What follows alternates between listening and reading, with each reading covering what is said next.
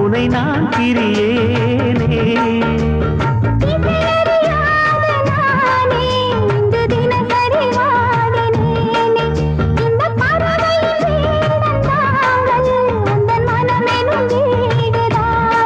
நீண்ட காலம் நேர்ந்த சோகம் நீங்கி போக நானும் நீண்ட யோகம் விளங்கிடும்.